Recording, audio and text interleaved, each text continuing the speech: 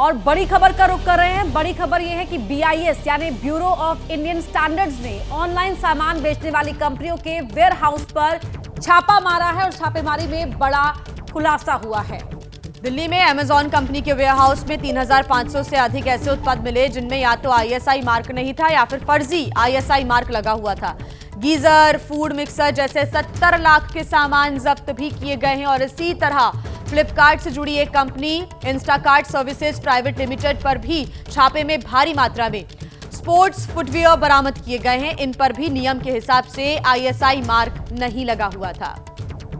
मनोज वर्मा हमारे साथ जुड़े हुए हैं ज्यादा जानकारी के साथ। Manoj, bureau of Indian standards ने छापा मारा, बड़े खुलासे हुए यहाँ पर।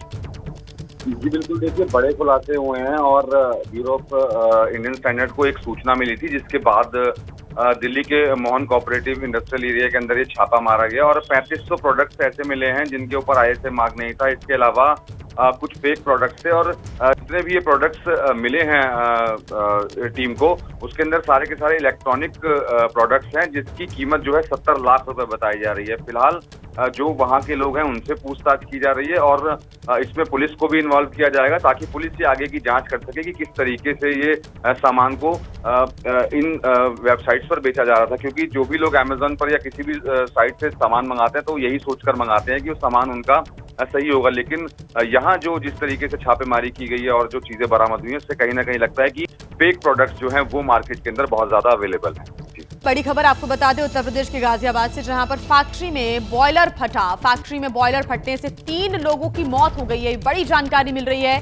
थाना भोजपुर के गांव दतेड़ी की ये घटना है, ये दर्दनाक हादसा हुआ है दतेड़ी में, जहां पर 3 लोगों की मौत हो गई है। गाजियाबाद की एक फैक्ट्री जहां पर बॉयलर फटा अचानक से और इस फैक्ट्री में बॉयलर फटने से 3 लोगों की मौत हो गई है।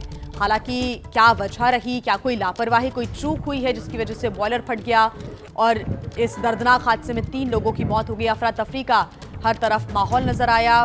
प्रशासन की टीम मौके पर मौजूद है, स्थितियों को देखा जा रहा है, जायजा लिया जा रहा है। लेकिन ये बड़ी घटना हुई है जिसमें 3 लोगों की मौत हो गई है। अब एक बड़ी खबर का अपडेट आपको बता देते हैं और जम्मू कश्मीर में आतंकियों के एनकाउंटर से जुड़ी हुई एक खबर है जो कठुआ के जंगलों में जारी है। कठुआ में आतंकियों से मुठभेड़ का दूसरा दिन है। मुठभेड़ में अब तक 2 आतंकवादी मारे गए हैं। कठुआ के सुफैन गांव में कल मुठभेड़ शुरू हुई थी।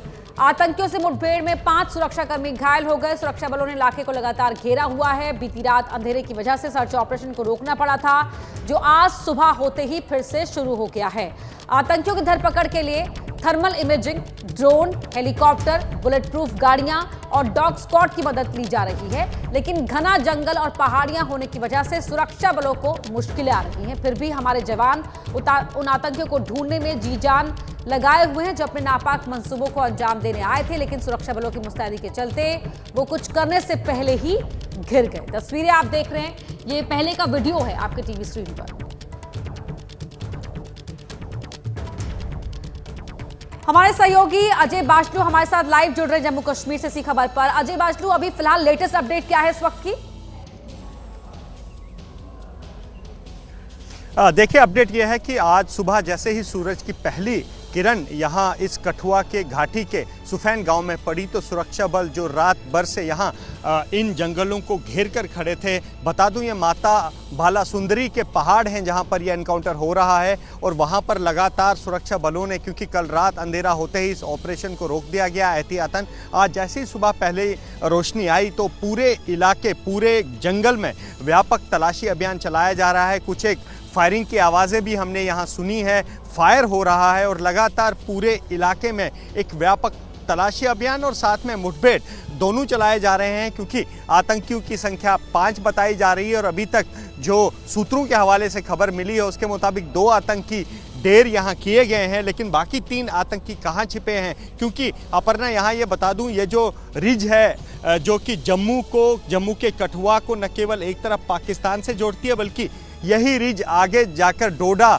और जो बिलावर का इलाका है वहाँ जाती है। तो ऐसे में क्योंकि ये एक ट्रेडिशनल पारंपरिक घुसपैठ का रास्ता भी रहा है। तो ऐसे में इस बात से सुरक्षा बल इनकार नहीं कर सकते कि ये जो आतंकियों का एक गिरोह है ये यहाँ से आगे की तरफ यानी बिलावर या डोडा की तरफ भी जा सकता है। तो ऐसे में पूरे इलाके को कॉर्डन किया गया है और जो माता बाला सुंदरी के पहाड़ हैं जहाँ पर कल से यह ऑपरेशन चलाया जा रहा है वहाँ दोबारा से मुठभेड़ शुरू हुई है। सुरक्षा बल लगातार यहाँ एक नाले में छिपे आतंकियों को समाप्त करने के लिए उन्हें जहन्नुम में पहुँचाने के लिए लगातार यहाँ पर फायरिंग कर रहे हैं। तो आज सुबह से ही लगातार फिर सुरक्षा बल हो, चाहे वो जम्मू कश्मीर पुलिस हो, स्पेशल ऑपरेशंस ग्रुप हो, सीआरपीएफ हो या सेना हो, उन्होंने पूरे इलाके में दोबारा से यहाँ सर्च ऑपरेशन और मुठभेड़ शुरू कर दी है ताकि यहाँ छुपे हुए इन आतंकियों को उनके अंजाम तक पहुंचाया जा सके। जी बहुत धन्यवाद अजय आपका इस पूरी बातचीत के लिए। आज अलविदा जुमा है, आज रमजान का आखिरी जुमा और शहर शहर अलर्ट है। इस बीच यूपी में सड़क पर नमाज पढ़ना मना है। संभल, मेरठ, मुरादाबाद जैसे शहरों में पुलिस प्रशासन ने चौकसी बढ़ा दी है। ये तस्वीरें संभल की हैं जहां पुलिस ने फ्लैग मार्च किया। अलविदा जुमा है, ऐसे में शहर के चप्पे चप्पे पर पैनी नजर रखी जा रही है। संभल में पुलिस प्रशासन ने लोगों से कहा है कि सड़क पर नमाज अदा न करें वरना कानूनी कार्रवाई की जाएगी।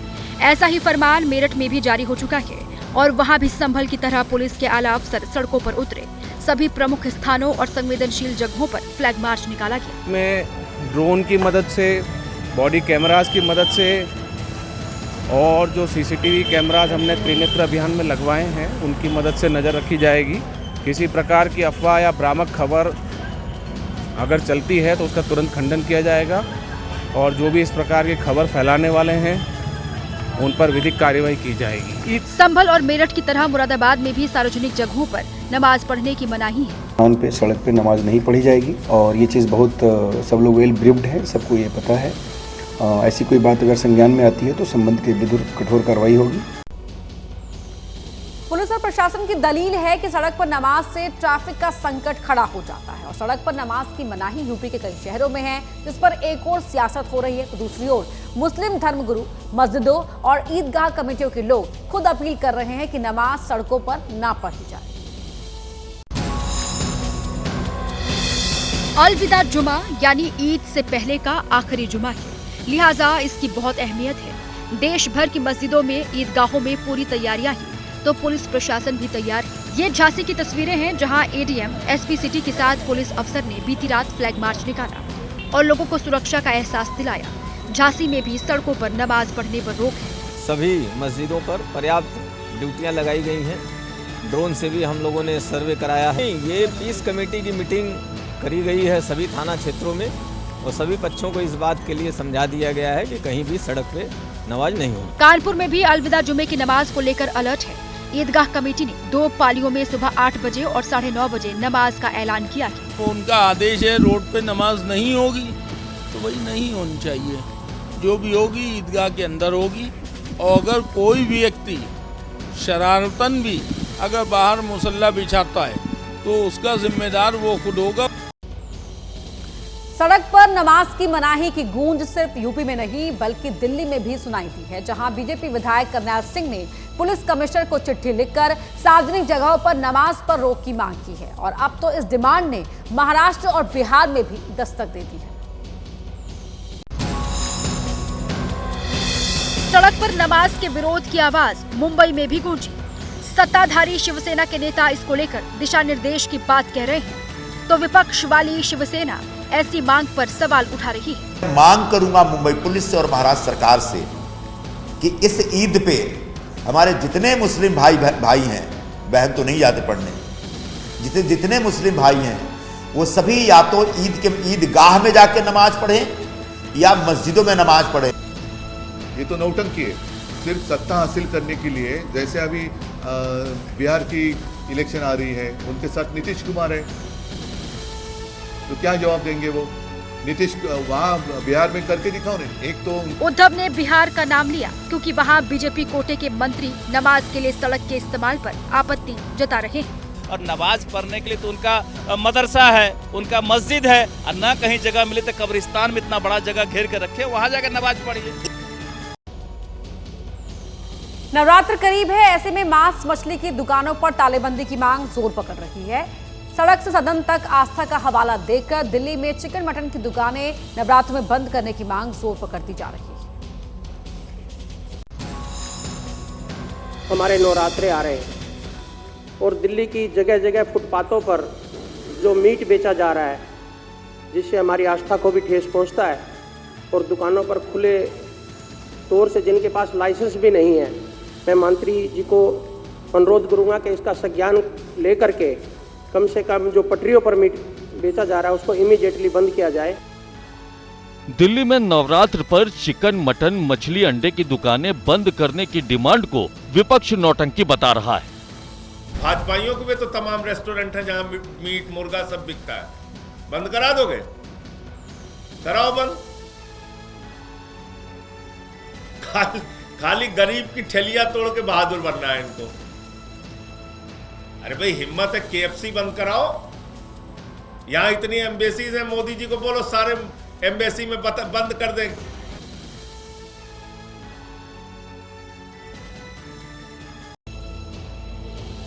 राहुल गांधी ने यह बयान कल कांग्रेस के जिला अध्यक्षों के साथ हुई एक बैठक में दिया। एक महत्वपूर्ण बयान, जिला स्तर पर संगठन को पार्टी की नींव बताया। बैठक में कांग्रेस अध्यक्ष मल्लिकार्जुन खड़गे भी मौजूद थे। उनके संबोधन में 2024 के लोकसभा चुनाव में हार की टीस अभी भी साफ साफ नजर आई। कांग्रेस पार्टी के अंदर मंथन का ये दौर कल दिल्ली में चला। 13 राज्यों और 3 केंद्र शासित प्रदेशों से कांग्रेस के जिला अध्यक्षों के साथ पार्टी आलाकमान की बैठक हुई। 338 जिलों के अध्यक्षों ने इसमें हिस्सा लिया। इसी बैठक में कांग्रेस अध्यक्ष मल्लिकार्जुन खड़गे ने कहा कि 2024 के लोकसभा चुनाव में कांग्रेस को करीब 100 सीट मिली। अगर हमने और मेहनत की होती तो हमें 20 से 30 सीट और मिलती और देश में एक वैकल्पिक सरकार का रास्ता बनता। राहुल गांधी ने भी पार्टी के जमीनी कार्यकर्ताओं का मनोबल बढ़ाया और कहा कि जिला इकाई ही पार्टी की नींव है। राहुल जी ने कहा कि जो जिला कांग्रेस कमेटी इकाई है वो नींव के समान है और कोई भी भवन मजबूत नींव के बगैर खुद मजबूती नहीं हासिल कर सकता। कांग्रेस के जिला अध्यक्षों के साथ ये पहले चरण की बैठक थी। दूसरे चरण की बैठक 3 और 4 अप्रैल को होगी। इसके बाद गुजरात में AICC का अधिवेशन होगा। ऑक्सफोर्ड यूनिवर्सिटी के एक कॉलेज में ममता बनर्जी का विरोध हुआ है। ममता जब भाषण दे रही थी, उसी बीच लंदन में लेफ्ट छात्र संगठन SFI से जुड़े लोगों ने आरजी कर की घटना को लेकर विरोध शुरू कर दिया। पश्चिम बंगाल में हिंसा और करप्शन को लेकर भी सवाल उठाए। ममता बनर्जी ने सभी आरोपों को खारिज करते हुए कहा कि यूनिवर्सिटी को राजनीति का मंच नहीं बनाइए। आपको दिखाते हैं कि ऑक्सफोर्ड यूनिवर्सिटी में आखिरकार क्या हुआ। I'm so happy that you welcome me. Thank you so much. You want to kill Abhaya and give it to justice? I don't mind. Please raise your voice. It is a democracy. I will listen carefully. You know the case is sub judice and also it is central government has taken over. It is not with us. Please don't do politics here. It is not a political state that you can do it with me in my state. Not here. If you want to make it a political platform, go to Bengal and tell your party to be more strong and more strong to fight against the communal people. This is you. This is you want to kill me. I was about to die. This is your atrocities. Just see. Just have a look. Have a look. This is not a drama platform. Instead of insulting me, you are insulting your own institution. I am for all. I am for Hindu, Muslim, Sikh, Isai. I am for unity. Oxford university में विरोध होने पर BJP ने ममता बनर्जी पर निशाना साधा है। BJP के IT सेल के प्रमुख अमित मालवीय ने कहा है कि ममता बनर्जी पश्चिम बंगाल के लिए धब्बा है। बंगाली हिंदू चाहते हैं कि बंगाल की संस्कृति को बर्बाद करने वाली CM हटाई जाए। आरजी कर केस, महिलाओं के खिलाफ अपराध और करप्शन को लेकर ममता बनर्जी का ऑक्सफोर्ड में भारी विरोध किया गया। पहले बोला था ममता बनर्जी के बारे में कि आप जा रहे हैं विदेश में जाइए, लेकिन बंगाल में जिस प्रकार महिलाओं के ऊपर अत्याचार बच्चों का हो रहा है और यहाँ नाबालिग का विवाह हो रहा है सबसे ज्यादा, इसका उत्तर देना पड़ेगा। वहाँ आप तैयार होकर जाइए। तो प्रश्न आया तो बिगड़ गई, उनके पास उत्तर नहीं है। यहाँ तो कुछ भी बोलते हैं, आप बाधा दोगे तो पुलिस डंडा मारेगा। लेकिन विदेश में जब जाते हैं ना तो लोग जानते हैं बंगाल में क्या हो रहा है। बंगाल को सब दुनिया के लोग जानते हैं। यहाँ के बड़े बड़े लोग विदेश में बैठे हुए हैं। यहाँ विवेकानंद, चैतन्य रामकृष्ण, राममोहन, श्यामा प्रसाद, इनके लिए बंगाल को जाना जाता है। तो वहाँ इस प्रकार घटना होगा तो उत्तर देना पड़ेगा। आप बिगड़ने से क्या होगा। अब बात राहुल गांधी के उस बयान की जिस पर सियासी घमासान छिड़ सकता है। राहुल गांधी ने बीजेपी और आरएसएस पर बड़ा प्रहार किया। कहा कि कांग्रेस पार्टी तो अंग्रेजों से लड़ चुकी है, जिसके सामने बीजेपी और आरएसएस एक जोक है, यानी कुछ भी नहीं। On one side, there is the RSS concept, dictatorship, hierarchy, suppression of lower castes, of weaker sections, suppression of women, disrespect to women. And on the other side, there is the Congress ideology, which gave us our freedom, which treats everybody equally, all castes equally, all religions equally, and aspires to make India a fair place, a harmonious place. You know the division that the BJP is causing. You can see that 2 or 3 business people are operating very much like the East India Company used to operate. They own everything. They own the media. They own the telecoms infrastructure. They get anything they want. If they want land, they get land. They want ports, they get ports. They want defense contracts, they get defense contracts. This is not the India that the Congress Party intended. Congress Party intended to build an India where people can all aspire to greatness. Everybody can dream. And so this is what the fight is. The fight is a difficult fight, you know, but we have fought much more difficult fights before. We have fought, if you remember, the British Empire, and the RSS and BJP are a joke in front of the British Empire. वहीं लोकसभा में गुरुवार को immigration bill pass हो गया। Bill पर चर्चा के दौरान केंद्रीय गृह मंत्री अमित शाह ने 2 टूक शब्दों में कहा, भारत धर्मशाला नहीं, घुसपैठियों से सख्ती से निपटेंगे। ममता सरकार पर घुसपैठियों की हितैषी होने का बड़ा आरोप लगाते हुए अमित शाह ने कहा कि 2026 में बंगाल में कमल खिलने के बाद सब घुसपैठ बंद हो जाएगी। मान्यवर, एक 450 किलोमीटर के लिए गृह सचिव बंगाल के मुख्य सचिव के साथ 7 मीटिंग करे, ये भूमि नहीं देते हैं कि ये 450 किलोमीटर फेंसिंग रुकी है तो केवल और केवल बंगाल सरकार की दया की दृष्टि घुसपैठियों के पर जो है इसके कारण। जितने बांग्लादेशी पकड़े गए 24 परगना जिले का आधार कार्ड और नागरिकता है मान्यवर। और ये जो आप आधार कार्ड इश्यू करते हो, वो आधार कार्ड लेकर, वो वोटर कार्ड लेकर ये दिल्ली तक आते हैं। आप उनको आधार कार्ड इश्यू न करो, आदमी क्या परिंदा भी पैर नहीं मार पाएगा। ये झूठ है, हम तो जानते हैं। आधार तो राज्य सरकार नहीं बनाता। जो बॉर्डर फेंसिंग बना वो पश्चिम बंगाल सरकार का दिया हुआ जमीन में भी बना। और अब बात महाराष्ट्र की, जहां औरंगजेब की कब्र पर जारी घमासान के बीच एक सांसद का ऐसा बयान आया है जिस पर विवाद छिड़ सकता है। शिवसेना शिंदे गुट के सांसद नरेश महस्के ने उद्धव ठाकरे की तुलना की है।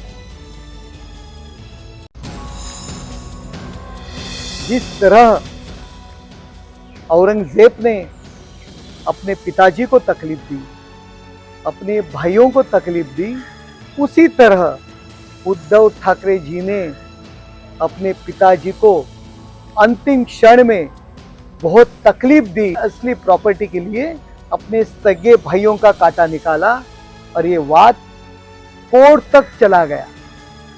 अरे ये तो छोड़ो, बाला साहब जी ने आखिरी क्षण तक कांग्रेसी विचारों से दुश्मनी की थी, लेकिन बाला साहब जाने के बाद सत्ता के लिए, कुर्सी के लिए इन्होंने कांग्रेस से हाथ मिलाया। उनके मरने के बाद भी उन्होंने बाला साहब जी के आत्मा को यातना दी है। इसीलिए उद्धव ठाकरे, आप आधुनिक युग के औरंगजेब हो।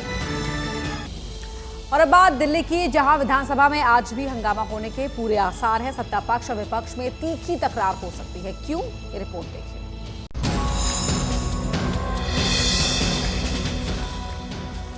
आज एक और जहां डीटीसी पर पेश कैग रिपोर्ट को लेकर चर्चा होगी, तो दूसरी ओर मुस्तफाबाद का नाम बदलने का प्रस्ताव भी पेश होगा। डीटीसी पर कैग रिपोर्ट को लेकर रेखा गुप्ता सरकार जहां विपक्ष में बैठी आम आदमी पार्टी को घेरेगी, तो विपक्ष भी सरकार पर पलटवार करने के लिए तैयार है। ऐसे में हंगामे के पूरे आसार हैं। आज ही मुस्तफाबाद का नाम बदलकर शिव विहार या शिवपुरी करने का प्रस्ताव आएगा। बीजेपी एमएलए मोहन सिंह बिष्ट की ओर से संकल्प प्रस्ताव पेश किया जाएगा। इससे पहले गुरुवार को सत्ता पक्ष और विपक्ष में जमकर कहासुनी हुई। एक और सच्चाई में सदन के बीच में कहाँ से लायो भाई कि तो भाई तो बोला है, भाई तो बोल रहे हैं, आप तो पता नहीं क्या क्या भाई भाई कौन सा अनपार्लियामेंट्री है?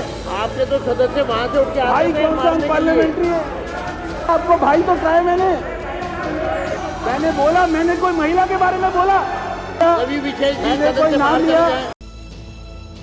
वहीं बिहार के सीएम नीतीश कुमार एक बार फिर वायरल हो गए हैं। कल विधान परिषद में फोटो सेशन के दौरान नीतीश हाथ जोड़ते हुए नजर आए। आरजेडी ने फिर नीतीश की सेहत को लेकर सवाल खड़े किए हैं। तेजस्वी की पार्टी कह रही कि नीतीश सिर्फ मुखौटा भर रह गए। ये तस्वीरें उस वक्त की हैं जब बजट सत्र के आखिरी दिन बिहार विधान परिषद में फोटो सेशन चल रहा था। मुख्यमंत्री के साथ सभी एमएलसी बैठे हुए थे। कैमरामैन फोटो क्लिक करने ही वाले थे कि नीतीश कुमार हाथ जोड़कर अभिवादन की मुद्रा में आ गए। काफी देर तक कैमरामैन उन्हें अपना हाथ नीचे करने को कहते रहे, लेकिन नीतीश कुमार ने उस ओर ध्यान नहीं दिया। जब काफी देर हो गई तब नीतीश के बगल में बैठे मंत्री विजेंद्र यादव ने उनका हाथ नीचे करवाया। नीतीश का ये वीडियो ऐसे दिन वायरल हुआ जब ये खबर आई कि नीतीश कुमार एक बार फिर एनडीए के सीएम फेस बनने जा रहे हैं। तय पहले भी था, आज भी तय है और आगे भी तय होगा कि नीतीश कुमार जी की अगुवाई में एनडीए चुनाव के मैदान में जा रहा है। जेडीयू अब इस फैसले का स्वागत कर रही है, लेकिन आरजेडी बीजेपी को घेर रही है। भारतीय जनता पार्टी अगर विधिवत रूप से इस बात की अगर घोषणा की है तो इसका हम लोग स्वागत करते हैं। उनका भी वही हाल होगा। नीतीश कुमार जी को अभी आगे रखा जाएगा, जिस तरह महाराष्ट्र में शिंदे जी को आगे रख करके शिंदे समर्थकों का वोट ले लिया गया।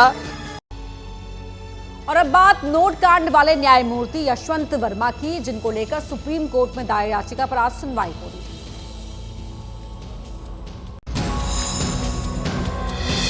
कैश कांड को लेकर आरोपों में घिरे जस्टिस यशवंत वर्मा का लगातार विरोध हो रहा है। इलाहाबाद हाईकोर्ट में वकीलों ने कामकाज ठप कर रखा है। आज जस्टिस वर्मा के खिलाफ दी गई अर्जी पर सुप्रीम कोर्ट में सुनवाई होनी है। अर्जी में जस्टिस वर्मा के खिलाफ एफआईआर दर्ज करने की मांग की गई है। याचिका में कहा गया है कि 3 जजों की कमेटी की जगह जांच पुलिस और दूसरी एजेंसियों को करनी चाहिए। जस्टिस वर्मा को लेकर देश के सभी हाईकोर्ट सक्रिय हो गए हैं। कल 6 बार एसोसिएशन के अध्यक्षों ने सुप्रीम कोर्ट के चीफ जस्टिस से मुलाकात की है। वकीलों की मांग है कि जस्टिस वर्मा का ट्रांसफर रोका जाए, प्रशासनिक काम भी जस्टिस वर्मा से वापस लिया जाए, जजों के खिलाफ जांच प्रक्रिया पर नए सिरे से विचार हो, जस्टिस वर्मा पर आपराधिक केस दर्ज हो। कैश कांड के सामने आने के बाद जस्टिस यशवंत वर्मा का इलाहाबाद हाईकोर्ट ट्रांसफर कर दिया गया था। देखिए, बड़ी मांग नहीं है ये तो कॉन्सिक्वेंशियल है। बड़ी मांग तो ये है कि करप्शन के खिलाफ एक्शन लिया जाए। कॉन्सिक्वेंशियल है कि why he is being sent to Allahabad, why not in Delhi. कल हमने आपको खबर दिखाई थी कि किस तरह यूपी के मऊ में बिजली मंत्री एके शर्मा की सभा में ही बिजली गुल हो गई थी। अब बिजली मंत्री ने कहा है कि लापरवाही बिल्कुल बर्दाश्त नहीं की जाएगी। अगर एक ट्रांसफार्मर भी फूका तो अधिकारी भी फूकेगा। ये तस्वीरें बुधवार की हैं, जब बिजली मंत्री की सभा में बत्ती गुल हो गई थी। मंत्री अरविंद कुमार शर्मा मऊ में सरकार के 8 साल पूरे होने को लेकर आयोजित कार्यक्रम में पहुंचे थे। अब बिजली कटने की घटना के बाद मंत्री जी बेहद नाराज हैं और उन्होंने बिजली विभाग के कर्मचारियों और अधिकारियों को कड़ी चेतावनी दी है। भ्रष्टाचार के प्रति जीरो टॉलरेंस की हमारी नीति है। इतना ही नहीं, मैं तो अब ये भी कहता हूँ कि वो जमाना गया कि बिजली जाती है तो चलता है, बिजली आती है तो चलता है। नहीं, बिजली 24 घंटे आनी चाहिए और अगर 1 मिनट गई है तो उसके लिए कोई न कोई जिम्मेदार माना जाएगा। बिजली मंत्री का दावा है कि बिजली विभाग में अब संसाधन की कोई कमी नहीं है। व्यवस्था पूरी तरह दुरुस्त कर दी गई है, इसलिए अब लापरवाही बिल्कुल बर्दाश्त नहीं की जाएगी। 3300 से ज्यादा लोगों को भ्रष्टाचार के मामलों में हम लोगों ने नौकरी से निकाला है। लगभग 85-90 लोगों को हमने एफआईआर किया है। उसमें भी कल मऊ में कार्यक्रम के दौरान बिजली कट जाने को लेकर बिजली विभाग के 4 अधिकारियों के खिलाफ कार्रवाई हुई है।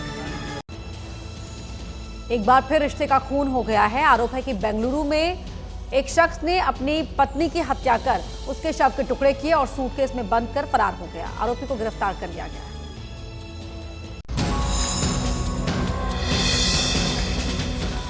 बेंगलुरु के हुलीमावू इलाके का यही वो घर है जहां रोंगटे खड़े कर देने वाली वारदात हुई है।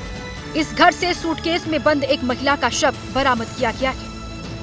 आरोप है कि विवाद के बाद राकेश ने अपनी पत्नी गौरी की हत्या कर दी और शव के 8 से 10 टुकड़े किए और सूटकेस में बंद कर दिया।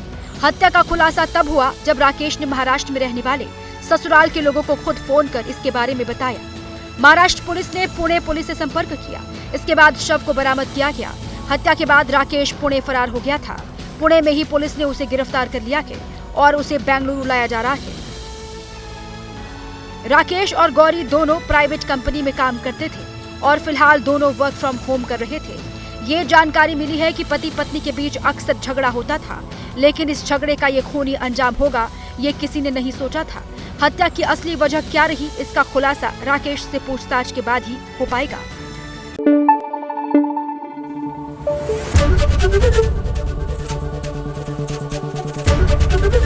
ABP न्यूज आपको रखे आगे।